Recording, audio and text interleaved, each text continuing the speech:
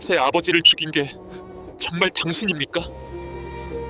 목에 칼이 들어온 어머니, 손에 쥐고 있는 20년 묵은 복수의 열쇠, 그리고 눈앞의 원수, 백냥에 팔렸던 거지 아이가 이제 암행어사가 되어 마침내 그날을 맞이했습니다. 최판서의 입에서 터져나올 한마디가 모든 것을 결정지을 순간이었어요. 과연 이 대결의 끝에는 무엇이 기다리고 있을까요? 안녕하세요. 오늘도 좋은 하루 보내시길 바랍니다. 잠시 마음을 내려놓고 옛이야기 한 자락에 귀 기울여 보세요. 이야기가 마음에 닿는다면 구독과 좋아요로 함께 해주시면 힘이 됩니다. 그럼 지금부터 조선의 야담을 들려드리겠습니다. 해주거리에 아침 햇살이 내리던 날이었습니다. 포목상 주인 조씨 부인은 이른 새벽부터 가게 문을 열고 비단피를 정리하고 있었어요. 그녀는 45살 해주에서 제일 가는 포목상을 혼자 힘으로 일궈낸 여인이었죠. 남편을 여의고 벌써 15년이 흘렀습니다. 처음엔 작은 천조각 몇 필로 시작했던 가게가 이제는 해주 전역에 이름난 상점이 되었어요. 하지만 돈이 아무리 많아도 혼자 먹는 밥상은 쓸쓸하기만 했습니다. 형수님, 오늘도 혼자 아침 드셨습니까? 대문 밖에서 시동생의 목소리가 들렸습니다. 조씨 부인은 작은 한숨을 내쉬었어요. 또 돈 얘기를 하러 온 게 분명했죠. 형님이 남긴 재산, 이제 슬슬 나눠야 하지 않겠습니까? 형수님 혼자 다 가지고 계시기엔 너무 많은 돈 아니오? 조씨 부인은 차가운 눈빛으로 시동생을 바라봤습니다. 남편이 죽고 난 뒤 친척들은 하나같이 유산 타령만 했어요. 장례식장에서조차 몰래 장부를 뒤지는 사람들이었죠. 제 돈은 제가 알아서 쓰겠습니다. 돌아가 보시지요. 부인의 단호한 말에 시동생은 쓴웃음을 지으며 돌아섰습니다. 하지만 그의 눈빛엔 탐욕이 가득했어요. 오늘은 5일장이 서는 날이었습니다. 조씨 부인은 새로 들여온 비단을 확인하러 장터로 향했어요. 장터엔 온갖 물건과 사람들로 북적였습니다. 떡 파는 아낙네의 구수한 목소리, 생선 장수의 구성진 외침, 닭 울음소리가 뒤섞여 귀를 어지럽혔죠. 그때였습니다. 왁자지껄한 소음 사이로 아이의 낮은 신음이 들려왔어요. 조씨 부인이 고개를 돌리자 누더기를 걸친 거지 노파가 마른 아이를 끌고 다니는 모습이 보였습니다. 아이는 7살쯤 되어 보였어요. 뼈만 앙상하게 남은 몸에 옷은 누더기보다 못했죠. 불쌍한 아이를 키우고 있으니 시주를 좀 해주시구려. 노파가 지나가는 사람들에게 손을 내밀었습니다. 하지만 아이는 고개를 저으며 국어를 거부했어요. 그러자 노파의 얼굴이 일그러졌습니다. 이놈이, 퍽! 노파가 휘두른 몽둥이가 아이의 등을 내리쳤습니다. 아이는 비틀거리며 땅바닥에 쓰러졌어요. 하지만 소리 하나 내지 않았죠. 벙어리 주제에 쓸모도 없는 게 노파가 다시 몽둥이를 들어 올렸습니다. 주변 사람들은 혀를 차며 고개를 돌렸어요. 조씨 부인의 눈썹이 꿈틀했습니다. 멈추시오. 부인의 목소리가 날카롭게 울려 퍼졌습니다. 노파가 몽둥이를 든 채 고개를 돌렸어요. 뭐요? 시주라도 하시려고? 그 아이를 제가 데려가겠소. 노파의 눈이 반짝였습니다. 탐욕스러운 미소가 주름진 얼굴에 번졌어요. 호, 그렇다면 값을 치르셔야죠. 이 녀석은 제가 5년 동안 먹여 살린 아이요. 그냥 넘길 순 없소이다. 얼마요? 100냥. 주변 사람들이 헛웃음을 터뜨렸습니다. 100냥이면 기와집 한 채 값이었어요. 거지 아이 하나 데려가는데 그런 돈을 쓸 사람이 어디 있겠습니까? 하지만 조씨 부인은 주저없이 허리춤에서 전대를 풀었습니다. 금괴 2개와 엽전 뭉치가 햇빛에 반짝였어요. 쨍그랑 돈주머니가 노파 발치에 떨어졌습니다. 엽전들이 땅바닥에 흩어지며 경쾌한 소리를 냈어요. 장터가 순식간에 조용해졌죠. 자, 받으시오. 이젠 이 아이는 내 아들이오. 노파는 떨리는 손으로 금괴를 집어들었습니다. 믿을 수 없다는 표정으로 몇 번이고 물어뜯어 확인했어요. 진짜 금이 맞았습니다. 허허, 좋소이다. 데려가시오. 노파는 돈을 챙겨 황급히 자리를 떠났습니다. 조 씨 부인은 바닥에 쓰러져 있는 아이에게 다가갔어요. 일어나렴. 아이는 천천히 고개를 들었습니다. 처음으로 조 씨 부인과 눈이 마주쳤어요. 그 순간 부인은 가슴이 철렁했습니다. 아이의 눈빛이 너무나 맑았거든요. 7살 아이의 눈이라고 하기엔 너무 깊고 너무 슬펐습니다. 마치 오랜 세월을 견뎌온 어른 같은 눈빛이었어요. 집으로 돌아오는 길, 아이는 한마디도 하지 않았습니다. 하지만 고개를 이리저리 돌리며 주변을 살폈어요. 길가에 핀 들꽃을 보더니 손가락으로 하나, 둘, 셋 세기 시작했죠. 넷, 다섯, 여섯. 조 씨 부인이 지나가며 세어보니 정확히 19송이였습니다. 아이의 셈이 딱 맞았어요. 지나가는 마차를 보더니 또 손가락을 움직였습니다. 마차 바퀴살을 세고 있었죠. 부인이 확인해 보니 이것도 정확했어요. 이상한 아이로구나. 집에 도착하자 하인들이 웅성거렸습니다. 마님, 저 아이를 정말 데려오신 겁니까? 그렇다. 오늘부터 이 아이는 우리 집 아들이다. 따뜻한 물을 데워 목욕시켜라. 하인들은 고개를 가웃거리면서도 부인의 명을 따랐습니다. 더러운 옷을 벗기고 때를 벗기자 아이의 앙상한 몸이 드러났어요. 갈비뼈가 훤히 보일 정도였죠. 그런데 왼쪽 어깨에 붉은 점이 하나 있었습니다. 자세히 보니 태양 모양이었어요. 마치 누군가 일부러 새긴 것처럼 정교한 모양이었죠. 저게 뭐냐? 태어날 때부터 있던 점 같습니다, 마님. 조 씨 부인은 그 점을 보며 이상한 느낌을 받았습니다. 평범한 거지 아이가 아니라는 확신이 들었어요. 깨끗하게 씻긴 아이에게 새 옷을 입혔습니다. 하얀 두루마기를 입히니 제법 귀공자 같은 모습이 나왔어요. 다만 목에 낡은 나무 토막을 건 끝만 이상했죠. 그 더러운 건 버려라.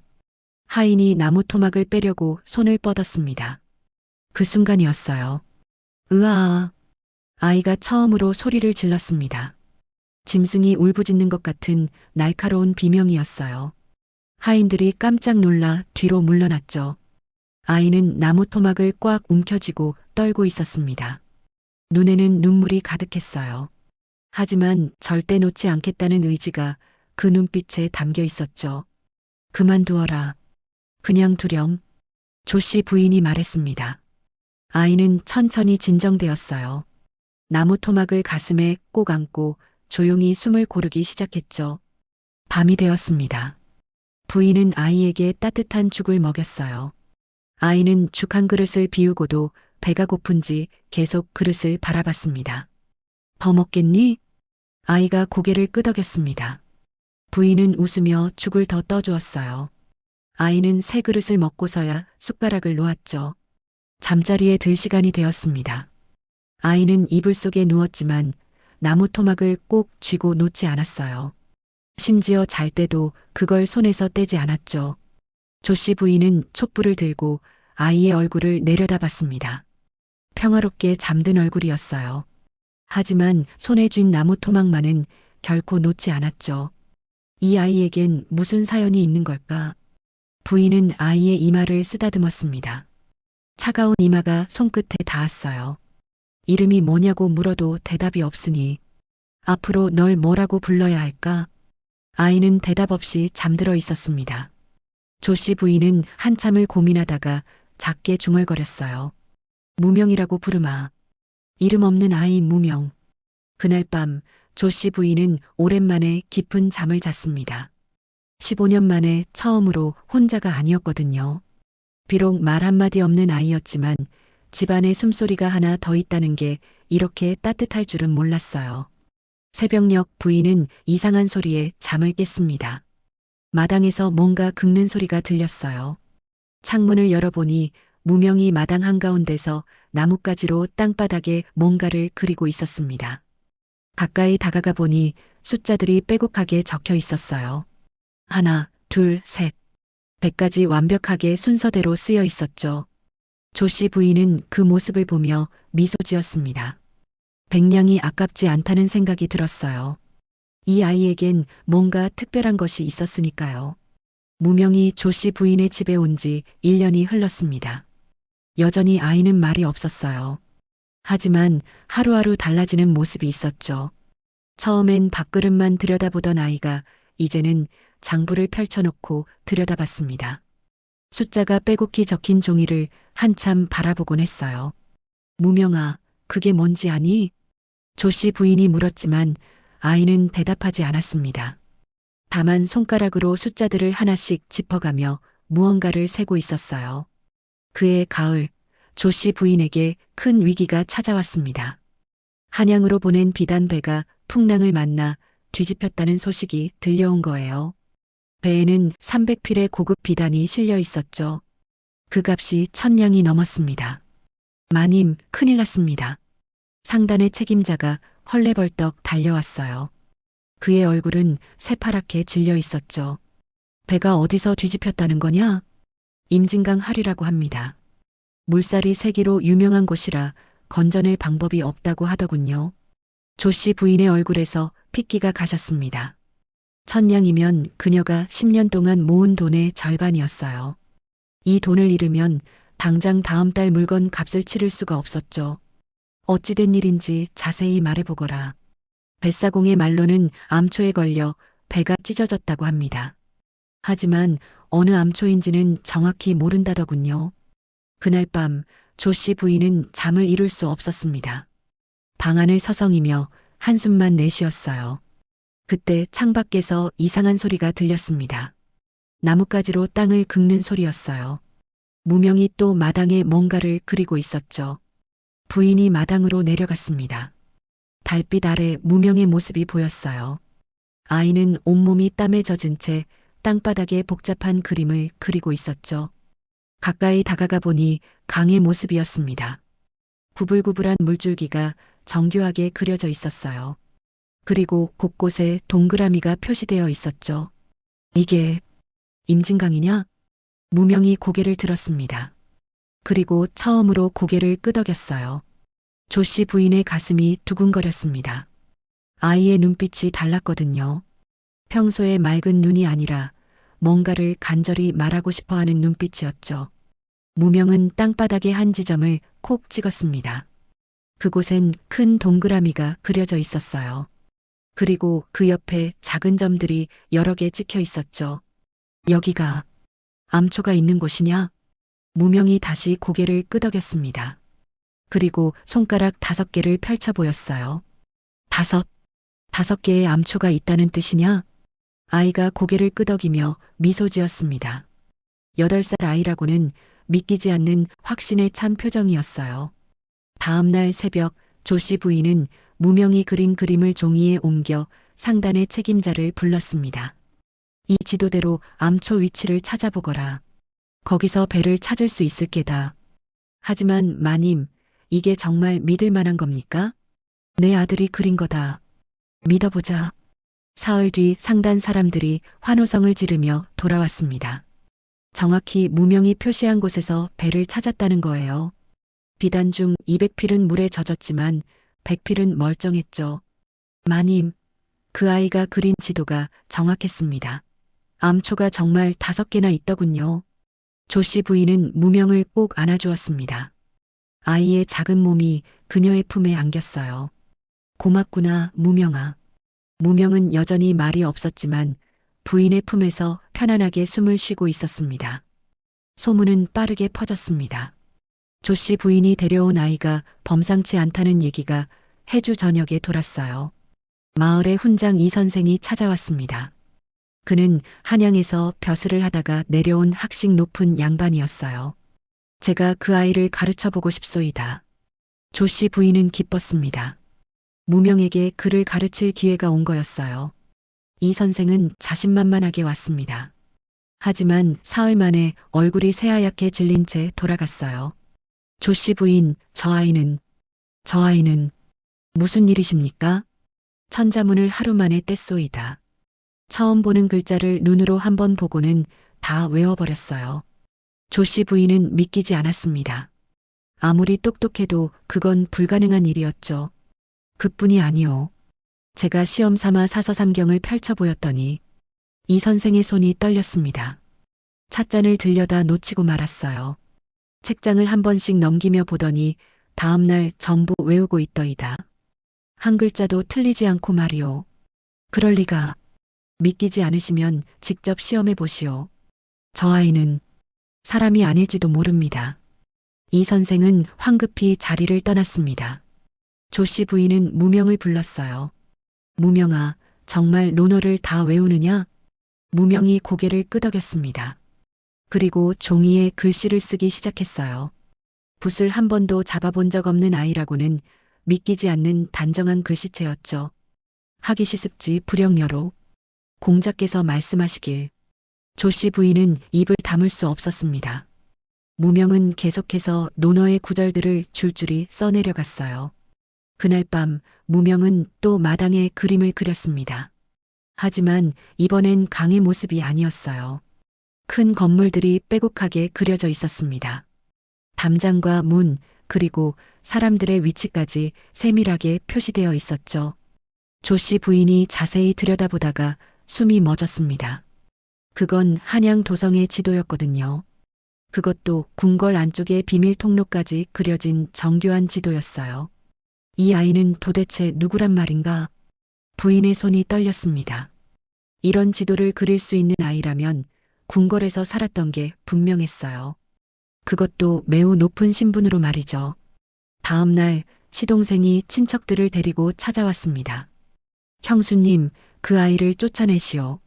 무슨 소리냐? 마을 사람들이 수군거리고 있소. 저 아이가 요물이라고 말이오. 사람이 어찌 하루 만에 천자문을 뗄 수 있단 말이오? 친척들이 고개를 끄덕였습니다. 탐욕스러운 눈빛으로 조씨 부인을 노려봤어요. 저 아이 때문에 형수님 재산에 해가 올 것이오. 지금이라도 내쫓으시오. 조씨 부인이 차갑게 웃었습니다. 그래요? 그럼 내가 한 가지 물어봅시다.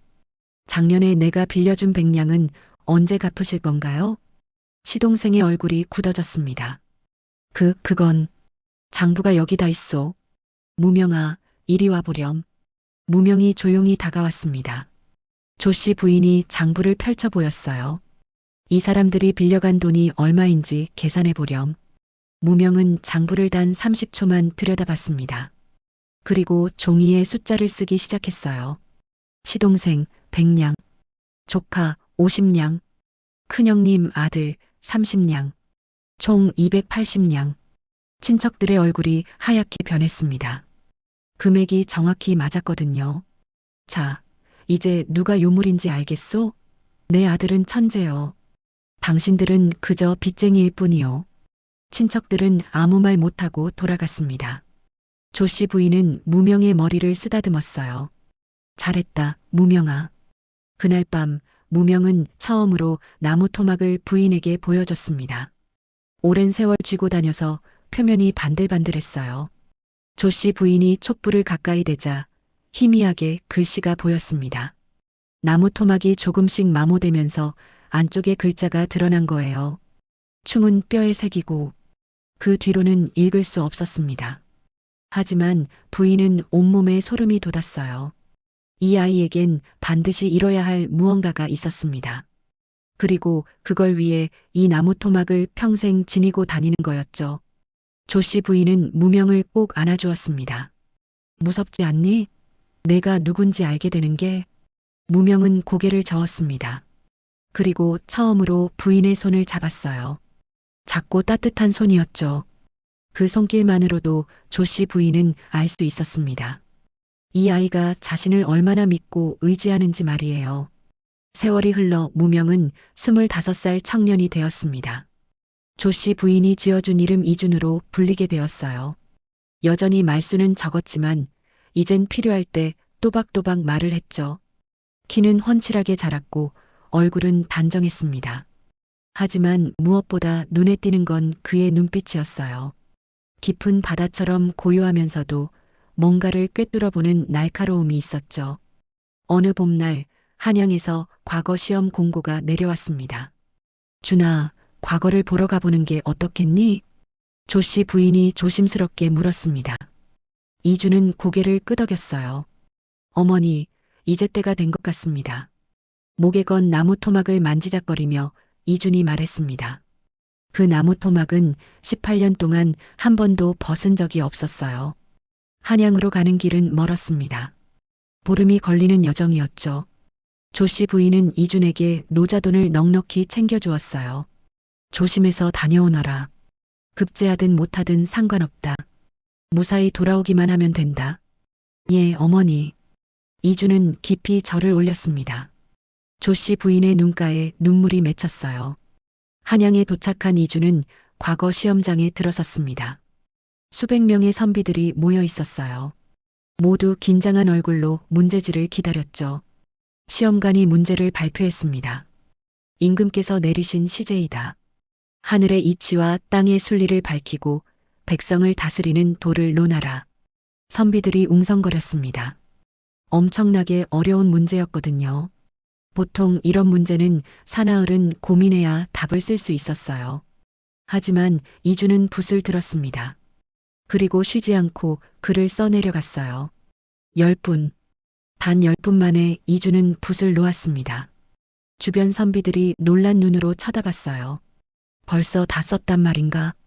혹시 포기한 게 아닐까? 시험관이 이준의 답안지를 가져갔습니다. 그리고 첫 줄을 읽자마자 눈이 휘둥그레졌어요. 하늘은 스스로 돌고 땅은 만물을 품으니 임금은 하늘의 뜻을 받들어 백성의 어버이가 되어야 하나니. 시험관의 손이 떨렸습니다. 완벽한 글이었거든요. 논리도 탄탄하고 글씨도 아름다웠죠. 장원이요. 장원이 나왔소. 시험장이 술렁였습니다. 사흘 밤낮 걸릴 시험을 10분 만에 풀고 장원을 한 선비가 나타난 거예요. 이름이 무엇이냐? 이준이라 하옵니다. 어느 고을 사람이냐? 해주 출신이옵니다. 소문은 순식간에 한양 도성에 퍼졌습니다. 해주에서 온 신동이 장원급제를 했다는 소식이었어요.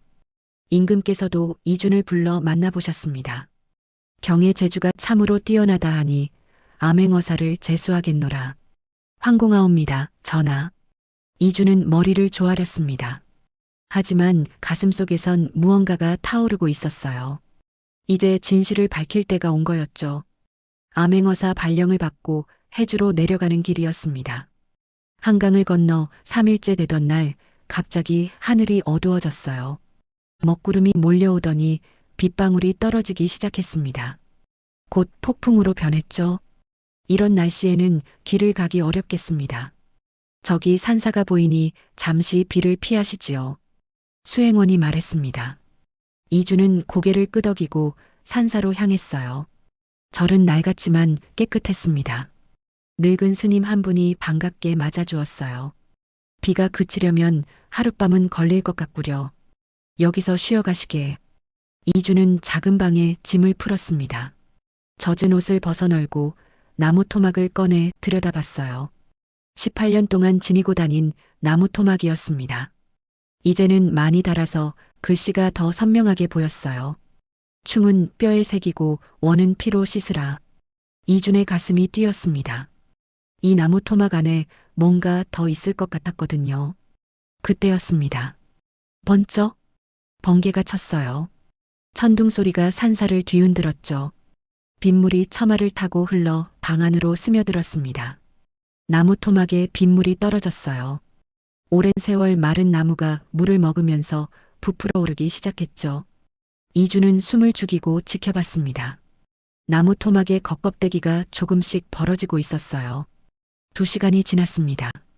나무 토막은 완전히 물에 젖어 있었어요. 이준이 조심스럽게 손을 뻗었죠. 지직! 작은 소리와 함께 겉껍데기가 쪼개졌습니다. 안에서 무언가 빛나는 게 보였어요.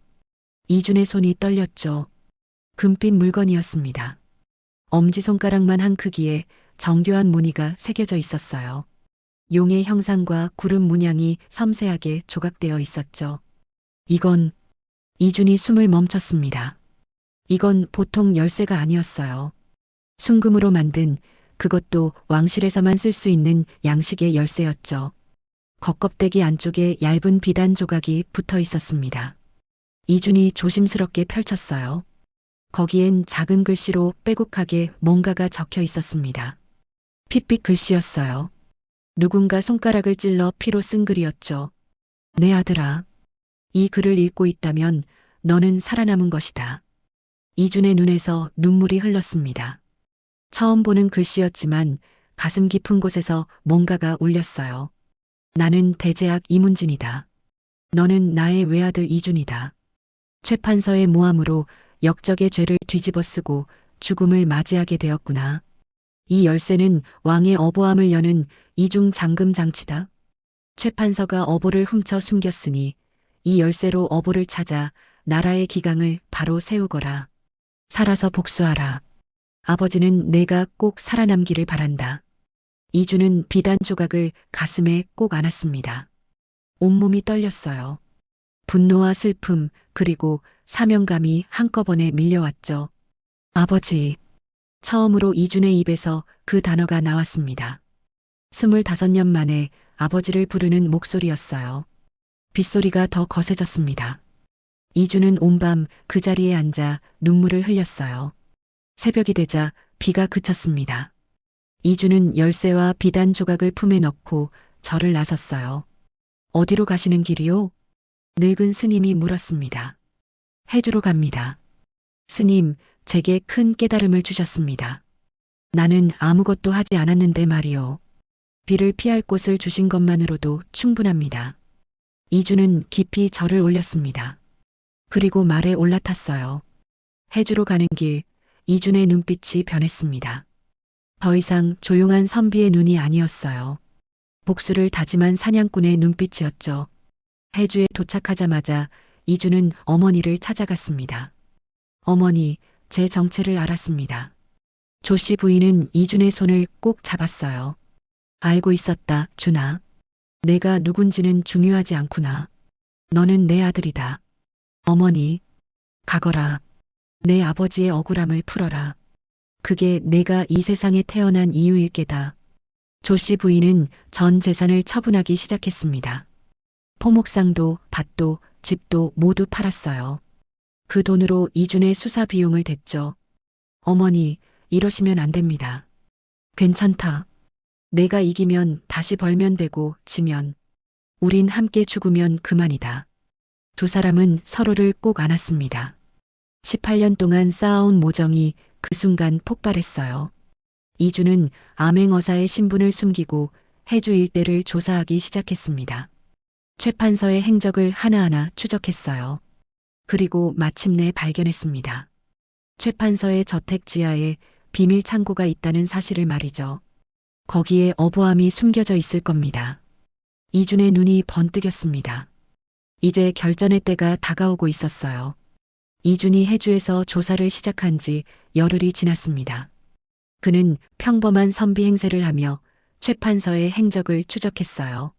최판서는 해주에서 제일 가는 권력자였습니다. 한양에서 내려온 지 20년 그는 이 지역의 모든 것을 손아귀에 쥐고 있었죠. 이준은 밤마다 최판서의 저택 주변을 맴돌았습니다. 어릴 적 마당에 그렸던 기억을 되살리며 저택의 구조를 머릿속에 그렸어요.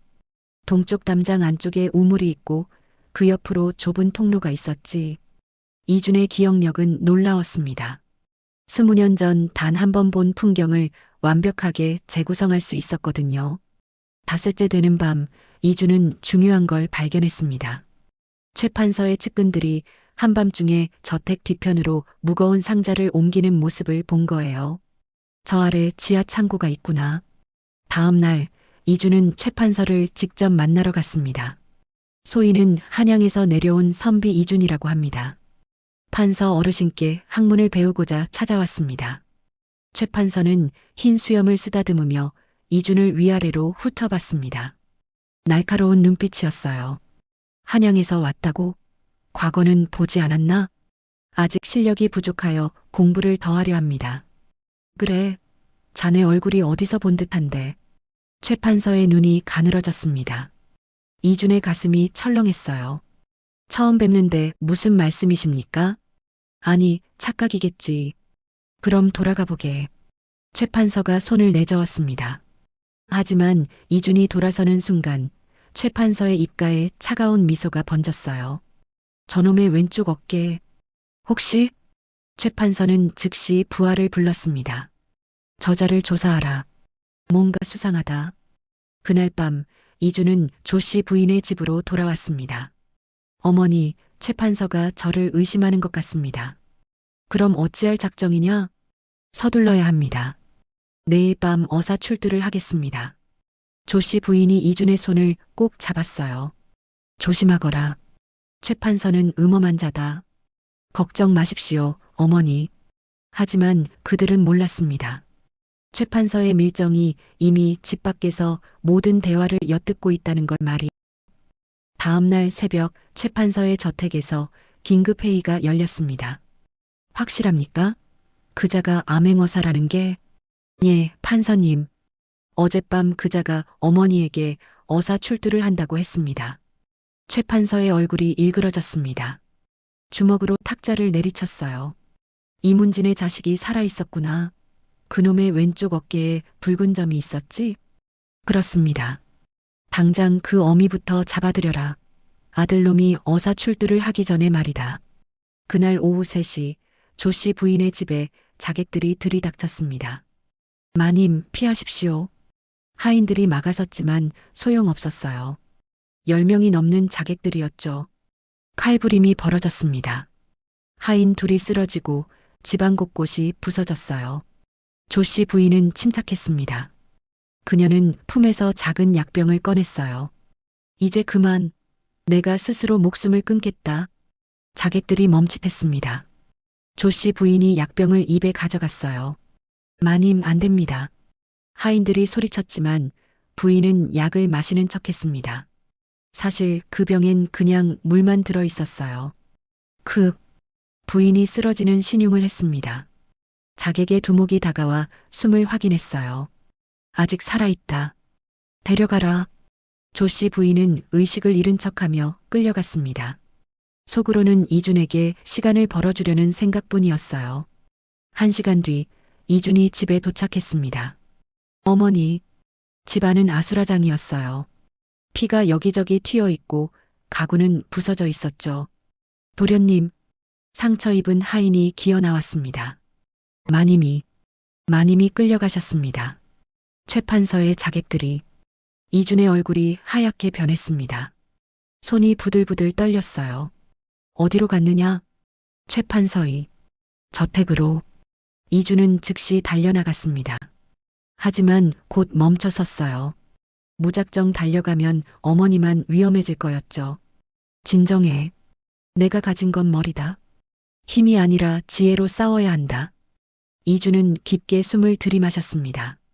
그리고 눈을 감고 최 판서 저택의 구조를 떠올렸어요. 마당, 사랑채, 안채, 그리고 뒤편의 지하 창고. 모든 게 머릿속에 그려졌습니다.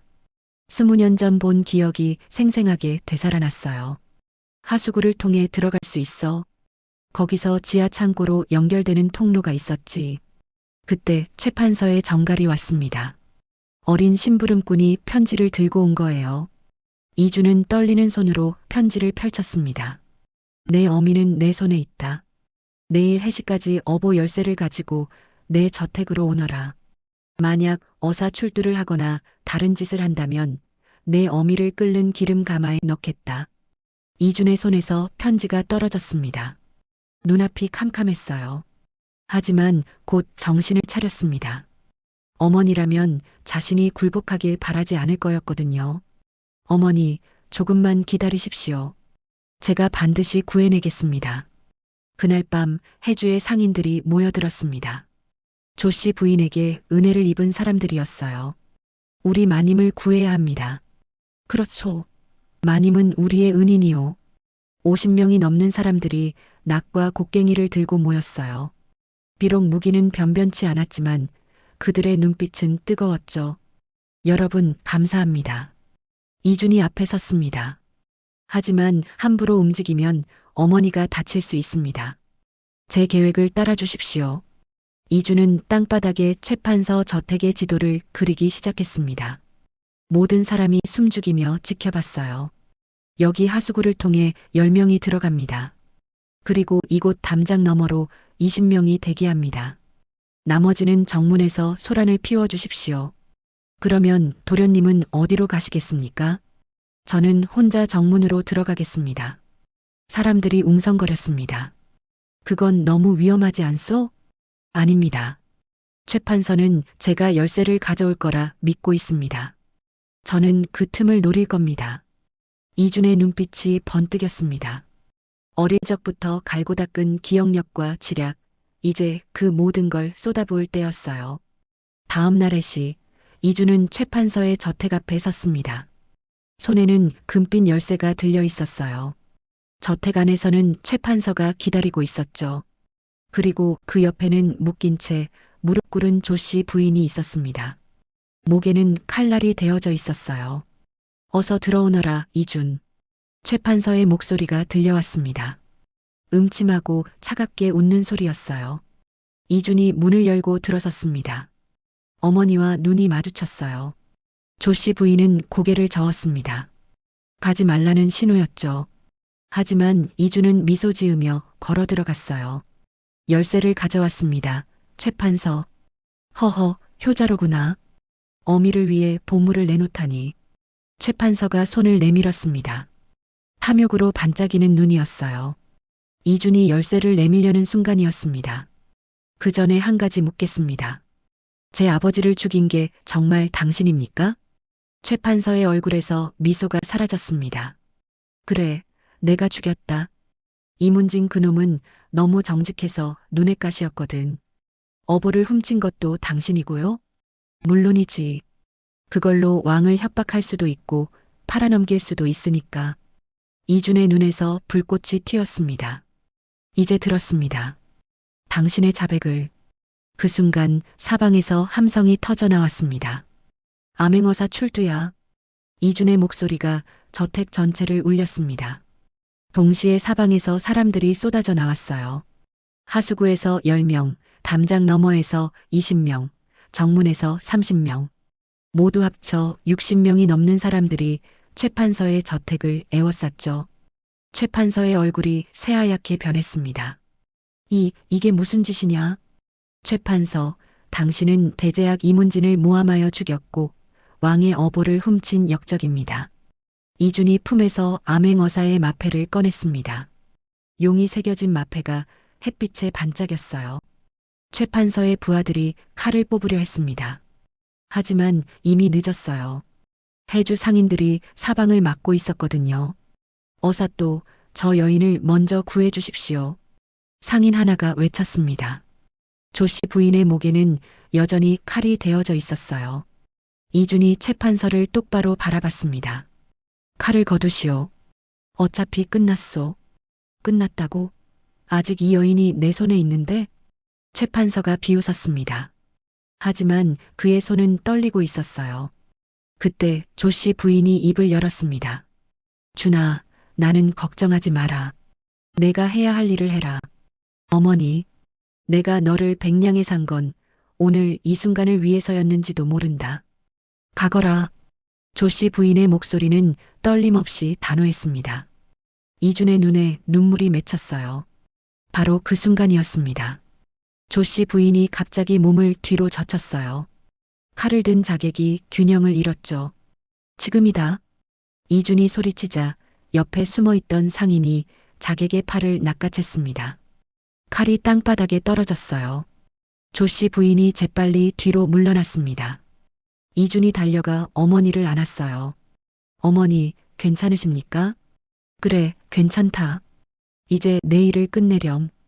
이준은 어머니를 안전한 곳으로 모신 뒤 다시 최 판서 앞에 섰습니다. 이제 어보를 내놓으시오. 허허허. 어보라고? 그게 어디 있는지 어떻게 아느냐? 지하 창고에 있지 않습니까? 제가 어릴 적 본 기억이 생생합니다. 최 판서가 휘청거렸습니다. 그제야 이준의 정체를 완전히 깨달은 거예요. 너는 이문진의 아들. 그렇습니다. 아버지를 죽인 원수, 오늘 그 빚을 받으러 왔습니다. 이준은 상인들과 함께 지하 창고로 내려갔습니다. 어둡고 축축한 통로였어요. 횃불을 들고 걸어가니 철문이 보였죠. 문을 여시오. 최 판서가 떨리는 손으로 열쇠를 꺼냈습니다. 철문이 삐걱거리며 열렸어요. 안에는 온갖 보물이 쌓여 있었습니다. 금은보화, 비단, 그리고 한가운데에 검은 나무함이 놓여 있었어요. 저겁니다. 이준이 나무함 앞에 섰습니다. 함에는 2개의 자물쇠가 채워져 있었어요. 최판서가 첫 번째 열쇠를 꺼냈습니다. 하지만 2번째 열쇠는 없었어요. 2번째 열쇠가 없으면 절대 열 수 없다. 20년 동안 찾아도 못 찾았지. 이준이 미소 지었습니다. 그리고 목에서 나무 토막을 풀었어요. 아니, 이젠 나무 토막이 아니었죠. 그 안에서 나온 순금 열쇠였습니다. 이게 2번째 열쇠입니다. 최판서의 눈이 커졌습니다. 20년 동안 찾아 헤맨 열쇠가 바로 눈앞에 있었던 거예요. 찰칵. 첫 번째 자물쇠가 열렸습니다. 최판서의 열쇠였어요. 찰칵. 2번째 자물쇠가 열렸습니다. 이준의 열쇠였죠. 함이 스르르 열렸습니다. 그 안에서 눈부신 빛이 쏟아져 나왔어요. 옥으로 만든 어보였습니다. 왕의 인장이 새겨진 나라의 보물이었어요. 20년 만에 세상에 다시 나온 거였죠. 이걸로 아버지의 억울함을 풀 수 있습니다. 이준이 어보를 받들어 올렸습니다. 눈물이 볼을 타고 흘러내렸어요. 최판서, 당신은 역적죄로 체포되었소. 순순히 따라오시오. 관군들이 최판서를 결박했습니다. 20년 동안 해주를 호령하던 권력자가 한순간에 무너지는 순간이었어요. 보름 뒤 이준은 어보를 받들고 한양으로 올라갔습니다. 조씨 부인도 함께였어요. 궁궐대전, 임금께서 이준을 불렀습니다. 경이 찾아온 어보로구나. 과인이 20년 동안 찾아 헤매던 보물이다. 황공하옵니다, 전하. 경의 아버지 이문진 대제학은 억울하게 역적의 누명을 쓴 충신이었노라. 오늘 이 자리에서 그 누명을 벗기고 삼정승의 예로 추서하노라. 이준이 머리를 조아렸습니다. 28년 만에 아버지의 명예가 회복되는 순간이었어요. 그리고 경은 나라를 구한 공이 크니 정삼품 통정대부에 오르고 해주 목사로 임명하노라. 감사옵니다, 전하. 이준이 일어서려 하자 임금께서 손을 들어 멈추셨어요. 아직 끝나지 않았노라. 경이 아뢰고 싶은 말이 있다 들었는데? 예, 전하. 소신을 키워주신 어머니 조씨 부인을 정경 부인으로 봉해주시길 간청하옵니다. 대전이 술렁였습니다. 평민 출신 여인을 정경 부인으로 봉하는 건 전례가 드문 일이었거든요. 경의 어머니는 혈육이 아니라 들었는데? 그렇습니다, 전하. 하지만 피보다 진한 것이 은혜입니다. 소신이 100냥의 몸값이었을 때 저를 사주신 분이옵니다. 이준의 목소리가 떨렸습니다. 그분이 없었다면 저는 거지로 죽었을 것이고 이 어보는 영원히 찾지 못했을 것입니다. 소신의 모든 공은 어머니의 은혜입니다. 임금께서 조씨 부인을 바라봤습니다. 부인은 단정하게 무릎 꿇고 있었어요. 경의 효심이 진실되도다. 조씨를 정경 부인으로 봉하노라. 황공하옵니다, 전하. 조씨 부인이 눈물을 흘리며 절을 올렸습니다. 3개월 뒤 이준과 조씨 부인은 해주로 돌아왔습니다. 거리는 인산인해였어요. 해주 사람들이 모두 나와 환영했죠. 만세. 이 목사님 만세. 정경 부인 마님 만세. 조씨 부인은 화려한 가마를 타고 거리를 지나갔습니다. 18년 전 100냥에 아이를 샀던 그 시장터를 지날 때였어요. 어머니, 기억하십니까? 여기서 저를 처음 만나셨죠? 그래, 참 볼품없는 아이였지. 조씨 부인이 웃었습니다. 눈가에 주름이 깊어졌어요. 하지만 그게 제 인생 최고의 순간이었습니다. 나도 그렇게 생각한다, 준아. 그날 저녁 새로 지은 관아에서 이준은 손잡벌대는 아이들을 모았습니다. 목사님, 저희에게 무슨 말씀을 해주실 건가요? 한 아이가 물었습니다. 이준은 작은 나무 토막 하나를 꺼냈어요. 직접 깎아 만든 거였죠. 사람의 가치는 몸값으로 정해지지 않는단다. 그럼 뭘로 정해지나요? 그 사람을 믿어주고 사랑해주는 사람의 마음으로 정해지지. 이준이 아이에게 나무 토막을 건넸습니다. 이걸 항상 지니고 다니렴. 그리고 기억해라. 너희도 누군가에겐 백냥이 아니라 천금의 가치가 있는 소중한 존재라는 걸. 아이들의 눈이 반짝였습니다. 그날 밤 이주는 어머니와 함께 달을 바라봤습니다. 어머니, 행복하십니까? 그래, 이 세상 무엇과도 바꿀 수 없는 행복이다. 조씨 부인이 이준의 손을 잡았습니다. 주름진 손이었지만 따뜻했어요. 너를 백냥에 산 게 아니라 백냥을 주고 내 아들을 얻은 거였구나. 두 사람은 그렇게 오래도록 달을 바라보며 앉아 있었습니다. 백냥으로 시작된 인연이 나라를 구하고 한가문을 일으키고 무엇보다 진정한 모자의 정을 이룬 순간이었어요. 그리고 그 이야기는 해주 사람들의 입에서 입으로 전해져 100년이 지난 뒤에도 여전히 회자되었습니다. 백냥의 기적이라고 말이에요.